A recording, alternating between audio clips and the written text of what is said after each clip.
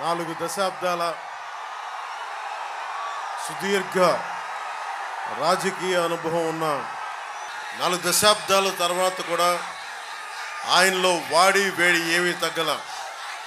ఆయన్ని నేను చాలా కఠినమైన పరిస్థితుల్లో చూశాను.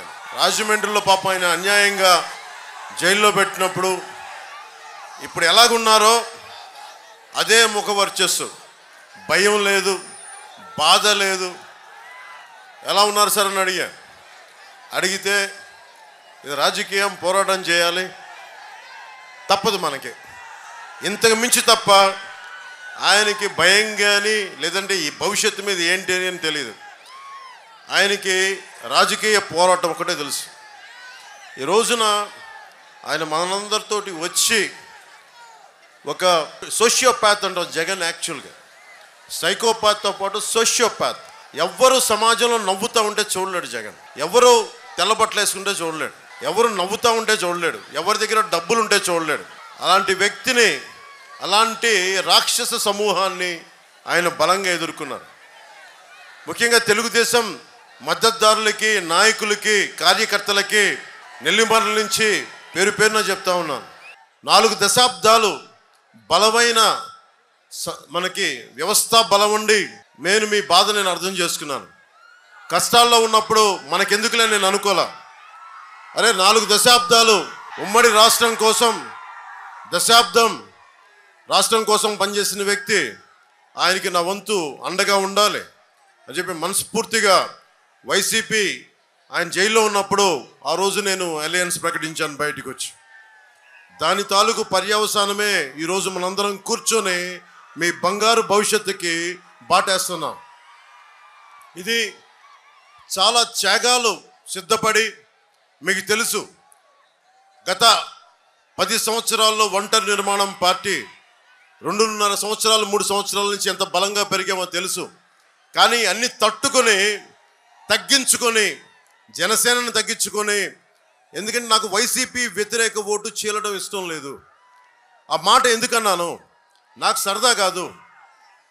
ఇక్కడ ఇంతమంది యువత, ఆడపడుచులు, యువతులు, పెద్దలు, మహిళలు, యువకులు ఉన్నారు.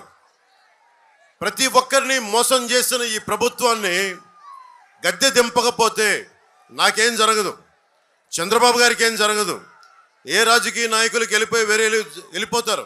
కానీ నాకున్న ఇక్కడ నుంచున్న యువతులు కానీ, ఆడపడుచులు కానీ, ఇక పక్కన కూర్చున్న యువకులు కానీ, మేడలపైన మిద్దెలపైన ఉన్న పెద్దలు, యువకులు కానీ, రైతాంగం కానీ, మనకి చేతి పరిశ్రమల వారు కానీ, ఉద్యోగస్తులు కానీ అందరూ కూడా నలిగిపోతారు. ఒక తప్పు మన కళ్ళ ముందు జరుగుతున్నప్పుడు చూస్తూ చేతులు కట్టుకొని కూర్చోవడం నాకు అలవాట్లేదు. అలాగే ముఖ్యంగా ఉత్తరాంధ్ర ఉపాధి అవకాశాలు దెబ్బతింటా ఉన్నాయి. ఉత్తరాంధ్ర వెనుకబాటుతనం తెలుసు.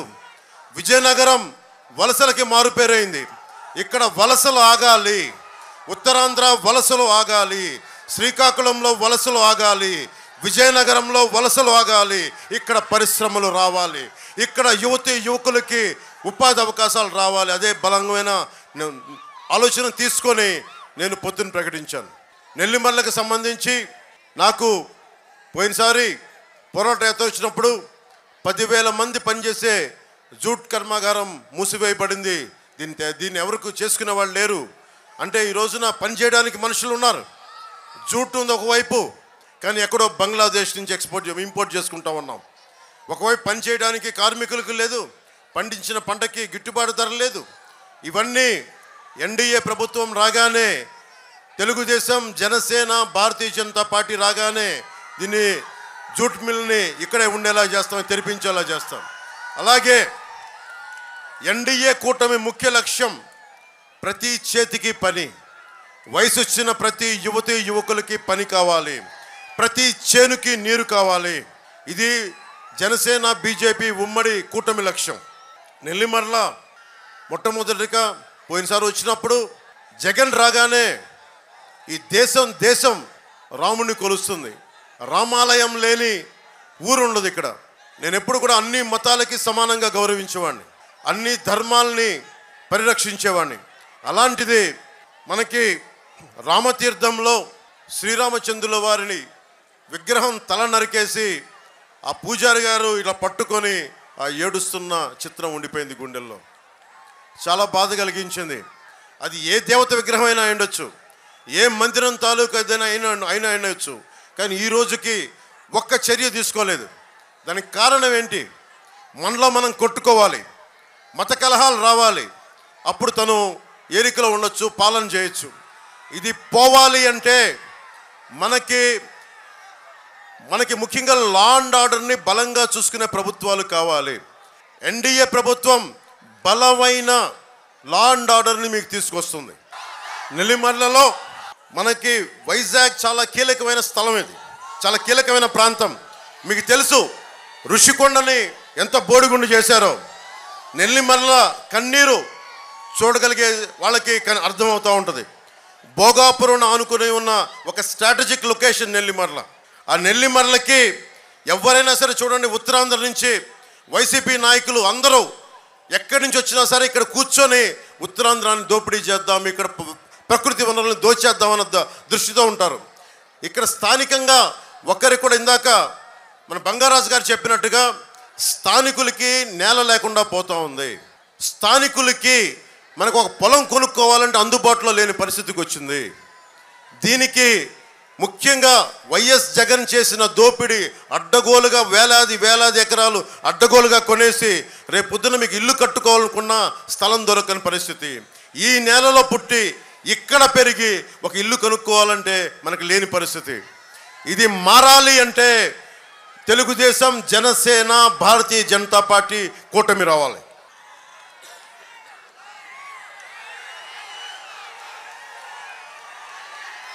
బోడుకొండ అప్పలనాయుడు గారు, బొత్స గారి ఆయన ఎక్స్టెండెడ్ హ్యాండ్ అంటారు. బొత్స గారు అక్కడ కూర్చొని ఇక్కడ చేయి చాపితే అది బోడుకొండ అప్పలనాయుడు గారు అవుతారు. ఈ 5 సంవత్సరాల్లో ఒక్క రోడ్డు కూడా వేయల, ఒక్క అభివృద్ధి కార్యక్రమం చేయల. మట్టి, ఇసుక, ఆఖరికి మత్స్యకారుల భరోసా కూడా, నెల్లిమర్ల ఎంపీపీ భూములు ఇలా ఎలా దొరికితే అలా దోచేశారు. భోగాపురం నేను 2019లో చంద్రబాబు నాయుడు గారు భోగాపురం ఎయిర్పోర్ట్ కడుతున్నాం, నెంబర్ ఆఫ్ ఎయిర్పోర్ట్స్ కావాలి. అటు కర్నూలు ఎయిర్పోర్ట్ ప్రారంభమైన తర్వాత భోగాపురం ఎయిర్పోర్ట్ అంటే నా దృష్టికి ఒకటే వచ్చింది, ఈ భూములను అడ్డగోలుగా కొంతమంది చేస్తారు. ఇక్కడికి వచ్చినప్పుడు నేను భూముల్లో అవకతవకలు అడిగాను తప్ప, మనకి వైఎస్ జగన్ చెప్పింది ఏంటంటే అసలు వైజాగ్ ఎయిర్పోర్ట్లోనే ఈగలు తొలుకునే ఎయిర్పోర్టు, ఇంకొక ఎయిర్పోర్ట్ ఎందుకు అవసరమని. అంటే ఒక మాట మనిషి చెప్పినప్పుడు ప్రతిపక్షంలో అందరూ ఏమనుకుంటారు, నిజమే అనకారణంగా చేస్తారని అనుకుంటారు కదా. అలాగే ప్రతిపక్షంలో ఉండగా జగన్ అన్న మాటలు ఎగ్జాక్ట్గా ఇవి.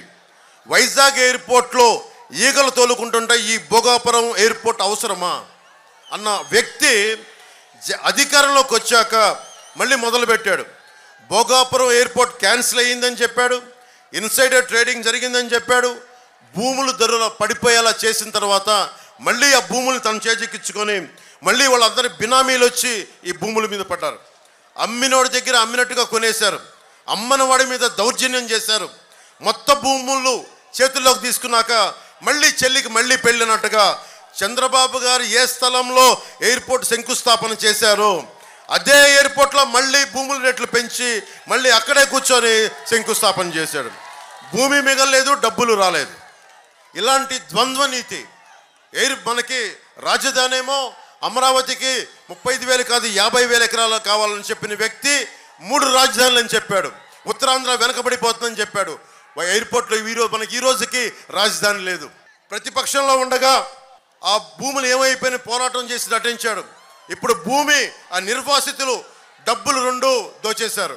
ఎయిర్పోర్ట్స్ అథారిటీ ఇండియాకి ఇవ్వాలి, ఎయిర్పోర్ట్స్ ఆఫ్ అథారిటీ ఆఫ్ ఇండియాకి ఇవ్వాలి అని అన్న వ్యక్తి జిఎంఆర్కి ఇచ్చేశారు. మళ్ళీ ఏదైతే చంద్రబాబు గారు జిఎంఆర్కి ఇచ్చారో మళ్ళీ అది తప్పని చెప్పి ఆ రోజు చెప్పిన వ్యక్తి, రివర్స్ టెండరింగ్ అని చెప్పిన వ్యక్తి మళ్ళీ ఈ రోజున అధికారంలోకి వచ్చి మళ్ళీ అదే జిఎంఆర్ సంస్థకి ఇచ్చాడు.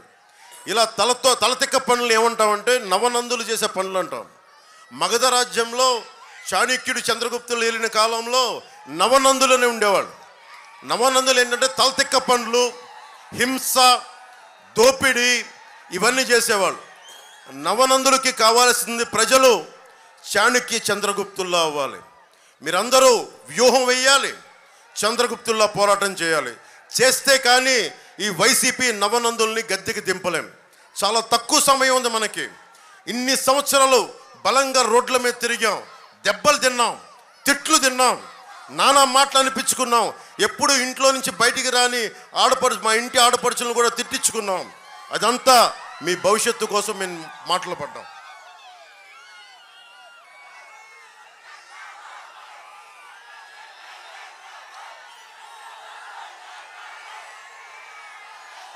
ముఖ్యంగా తారక రామతీర్థ సాగర్ ఈ ప్రాంత వాసులకి తీరని కళ. నాకు పోరాట యాత్ర నుంచి చెప్తా ఉన్నారు. ఇందాక చంద్రబాబు గారు కూడా చెప్పారు. ఆయన శంకుస్థాపన ఆయన ప్రారంభం చేస్తుంది. పూసపాటి రేగ భోగాపురం మండలాలకు సాగునీరు తాగునీరు కోసం మొదలుపెట్టిన ఈ ప్రాజెక్టు ఈ ప్రభుత్వం వచ్చాక ఒక్కసారి కూడా ఆ ప్రాజెక్టు వైపు చూడలేదు. అది వాళ్ళ నాన్నగారి వారసత్వం అని చెప్పి సాక్షి టీవీలో ఆయన తల మీద డిజిటల్ పువ్వులు తప్ప ఆయన ముందుకు తీసుకెళ్తా ఉన్న ఈ తారక రామతీర్థ సాగర్ ప్రాజెక్ట్ని పూర్తి చేయలేకపోయాడు.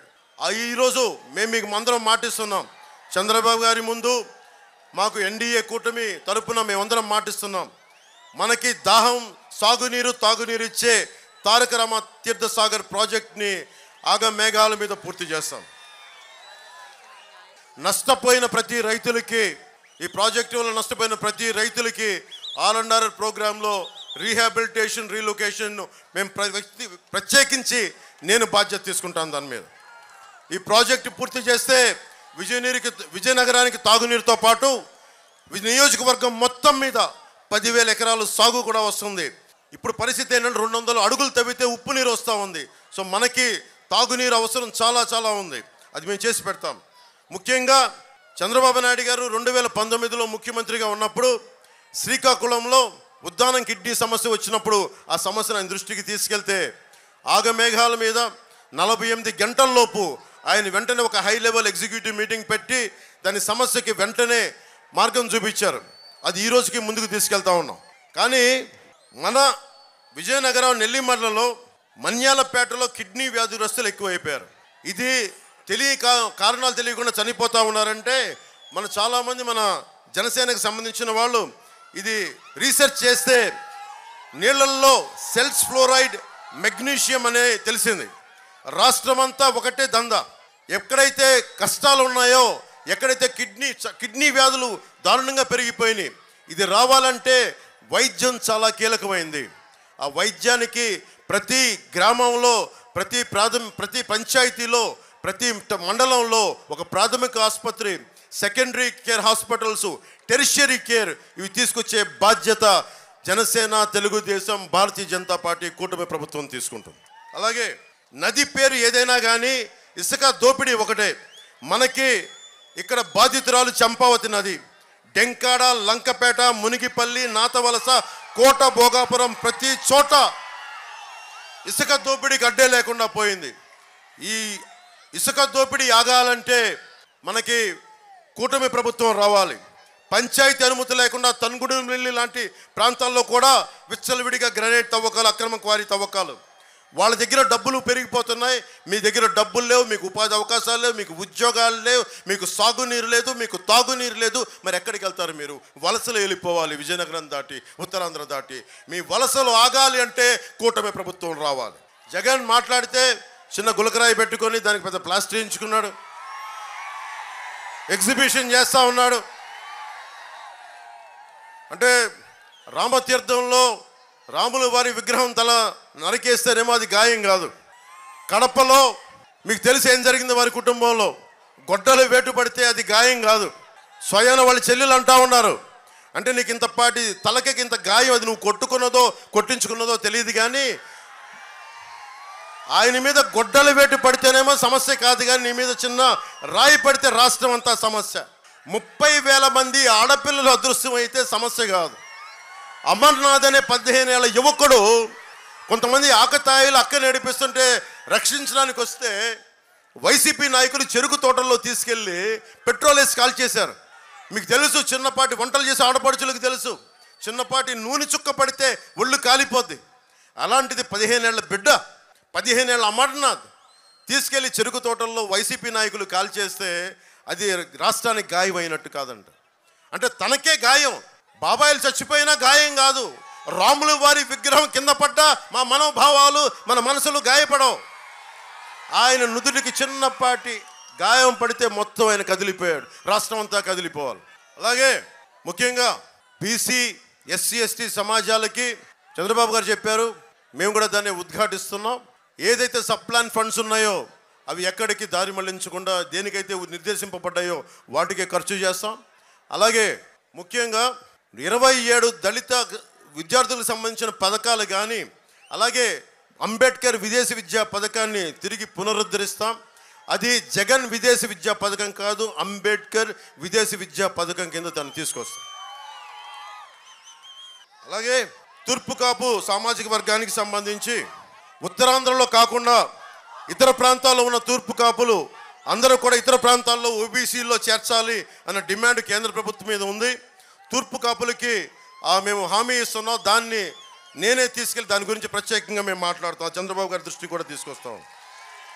నెల్లిమర్ల లోకం మాధవి గారు ఇక్కడ అమెరికాలో ఉండి విజయనగరం ఆడపడుచు మన బిడ్డ అమెరికాకి వెళ్ళి అక్కడ బాగా ఉన్నత విద్యాభ్యాసంతో పాటు పరిశ్రమలు ఇవన్నీ ఐటీ ఇలాంటి ఫార్మ్స్ అన్ని ప్రారంభించి మహిళల విదేశాల్లో ఉన్నత చదువులు పూర్తి చేసుకొని అక్కడే ఉద్యోగం చేసి మన దేశం తిరిగి వచ్చి ఎక్కడో హైదరాబాదో బెంగళూరు వెళ్ళాల వచ్చి మన విజయనగరమే వచ్చారు. మన విజయనగరంకి వచ్చి మిరకిల్ సంస్థ స్థాపించారు. ఇక్కడే కంపెనీ మొదలుపెట్టి కొన్ని వేల మందికి విద్య ఉద్యోగ అవకాశాలు కల్పించారు.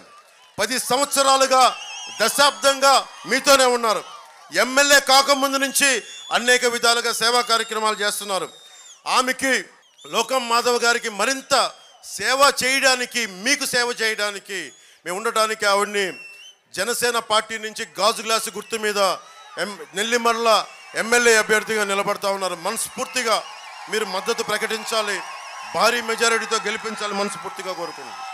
ముఖ్యంగా విజయనగరం మన నెల్లిమర్ల నియోజకవర్గంలో ఈ పరిశ్రమల కాలుష్యం ఎక్కువైపోయింది. ఫార్మాస్యూటికల్స్ ఆ కాలుష్యం దానివల్ల మీకు కిడ్నీ వ్యాధులు కానీ ఆడబిడ్డలకి గర్భం కూడా రాలేని పరిస్థితులు. దీనికి ప్రత్యేకించి కాలుష్య నియంత్రణ మండలిని బలోపేతం చేస్తాం. అలాంటి వ్యర్థాలని శుద్ధి చేయకుండా భూమిలో కానీ బయటికి వదిలినా వాళ్ళ మీద బలమైన చర్యలు తీసుకుంటాం. మీకు జగన్ వచ్చి ఒకటి కాదు 2 సార్లు కాదు 9 సార్లు కరెంటు బిల్లు పెంచారు. కరెంటు పట్టుకుంటే కాదు వాడితే కూడా షాక్ కొడుతూ ఉంది ఈ ప్రభుత్వంలో. ఈ ఒకటే మాట, ఈ వేసవిలో కరెంటు బిల్లులు తగ్గాలి అంటే ఏసీలు ఫ్రిడ్జ్లు ఆపితే సరిపోదు. ఈ మే 13వ తారీఖున ఆ ఫ్యాన్ని స్విచ్ ఆఫ్ చేసేయండి. ముఖ్యంగా మత్స్యకారులకి జట్టీలు నిర్మించాలి. కేంద్ర ప్రభుత్వం ప్రత్యేకమైన పథకాలు తీసుకొస్తా ఉంది. ఫిషర్మెన్కి, మత్స్యకారులకి జట్టీలు, ముఖ్యంగా చింతపల్లిలో జట్టీ రావాల్సిన అవసరం ఉంది. అది మా దృష్టిలో ఉంది. పూసపాటి రేగ మండలం చింతపల్లిలో జట్టీ అవసరం చాలా ఉందని మత్స్యకారు సోదరులంతా చెప్తున్నారు.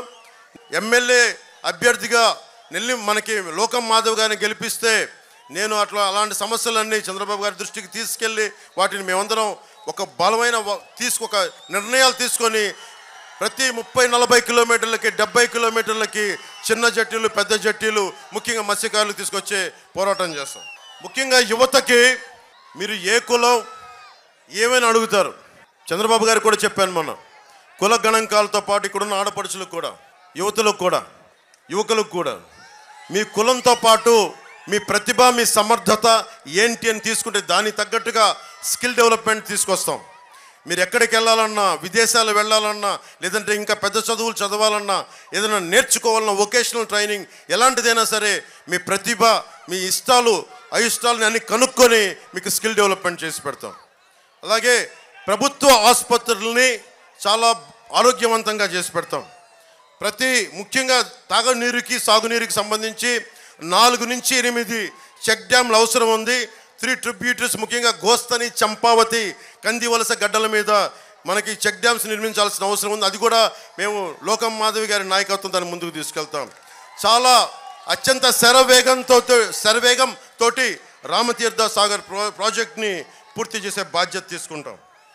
వైసీపీ ఒక 2 మాటలు చెప్పి ముగిస్తున్నా. మీకు ఉద్యోగాలు ఎందుకు రావట్లేదు, ఉపాధి అవకాశాలు ఎందుకు రావట్లేదు అంటే జగన్ ఒకటే మాట్లాడతాడు, క్లాస్ వార్ అని మాట్లాడతాడు. చంద్రబాబు గారు నేనంట మేము పేదలను దోచేస్తామంట, దోపిడీలు చేస్తామంట. అరే ఇన్ని కోట్ల రూపాయలని కౌలు రైతులకు అండగా నిలబడ్డవాళ్ళు, సొంత డబ్బుల్ని కష్టపడి సంపాదించిన డబ్బులు ఇచ్చిన వాడిని నాకు పేదలకు పొట్టగొట్టడం నాకే అవసరమే ఉంది. అది ఇన్ని దశాబ్దాల నుంచి ఉన్నారు ఆయన, ఇన్ని దశాబ్దాల నుంచి. హైటెక్ సిటీ బలంగా నిర్మించిన వ్యక్తి, 2000లో కూర్చొని విజన్ 2020 అని చెప్పిన వ్యక్తి.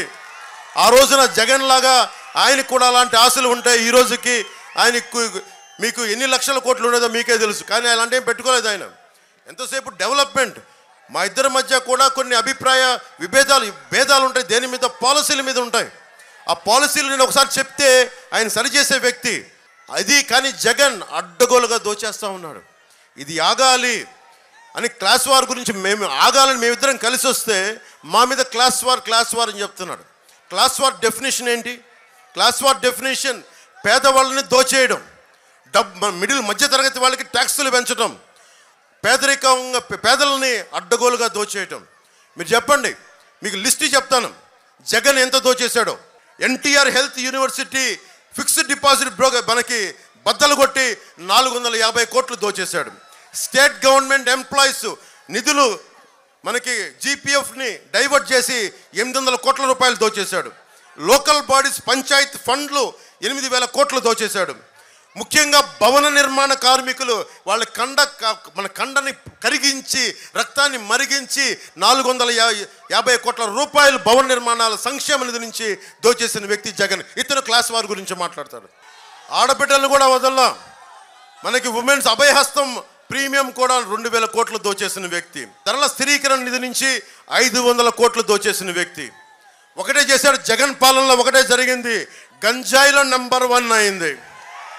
దేశద్రోహాల కేసు పెట్టడంలో నెంబర్ 1 అయింది భారతదేశంలో. అడ్డగోలుగా మన్రేగా జాతీయ ఉపాధి హామీ పథకాన్ని అడ్డగోలుగా దోచేయడంలో నెంబర్ 1 అయింది.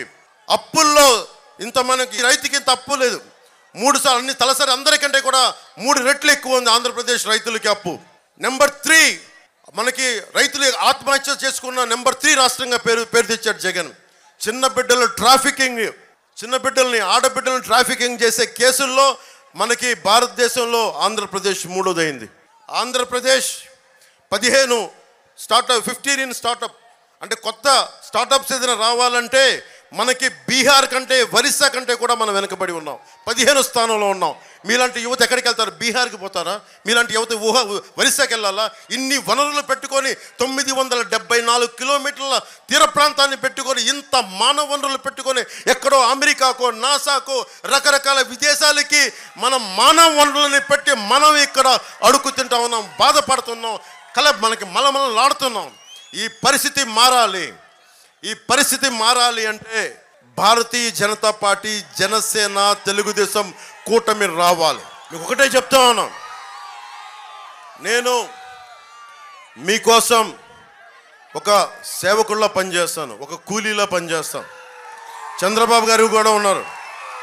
70 దాటిన వ్యక్తి, ఎంత కష్టమో తెలుసు.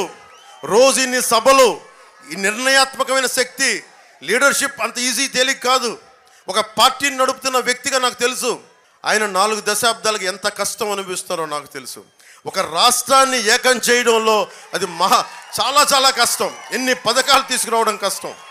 అందుకని ఓట్లు విడిపోకూడదు అని చెప్పి ప్రత్యేకించి మేము కలిసి ఉండాలి. మేము కలిసి ఉంటే మా కారణం ఏంటి? నాకు డబ్బులు రావాలా? నిన్న నా అఫిడవిట్ చూశారు.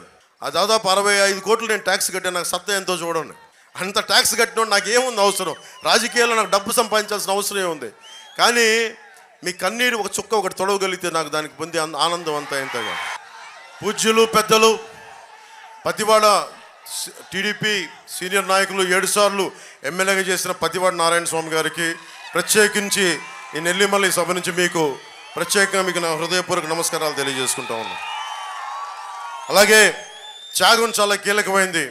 జనసేన ఎలా తగ్గిందో, జనసేన నాయకులు ఎలా తగ్గారో చాలా చోట్ల టీడీపీ నాయకులు కూడా తగ్గారు. పాపం తగ్గాల్సిన పరిస్థితి, మిమ్మల్ని గెలిపించడానికి తగ్గాల్సిన పరిస్థితి. అలాంటి పరిస్థితుల్లో బంగారు రాజు గారుగా నీకు నెల్లిమర్లకి చాలా బలంగా పనిచేసి ఆయన స్థానాన్ని పాపం లోకల్ మాధవ్ గారికి మనస్ఫూర్తిగా ఇచ్చినందుకు మనస్ఫూర్తిగా మీకు బంగారాజు గారికి నెల్లిమర్ల సభ నుంచి ప్రత్యేకంగా ధన్యవాదాలు చెప్తా ఉన్నాను. అలాగే బి శ్రీధర్ గారికి బీజేపీ ఇన్ఛార్జ్ వారికి కూడా నా నమస్కారాలు తెలియజేస్తా ఉన్నాను. పడాల అరుణ్ గారు జనసేన పిఎస్సి మెంబర్ వారికి కూడా నా కృతజ్ఞతలు తెలియజేసుకుంటా ఉన్నాను. శ్రీనివాసులు రెడ్డి గారు టీడీపీ జోనల్ ఇన్ఛార్జ్ గారికి కూడా మనస్ఫూర్తిగా నా కృతజ్ఞతలు తెలియజేసుకుంటా ఉన్నాను. ముఖ్యంగా ఈ రెండు ఒక్కసారి గాజు గ్లాస్ గుర్తు మీద శ్రీ లోకం మాధవి గారు జనసేన పార్టీ గాజు గ్లాస్ గుర్తు మీదుగా పోటీ చేస్తూ ఉన్నారు.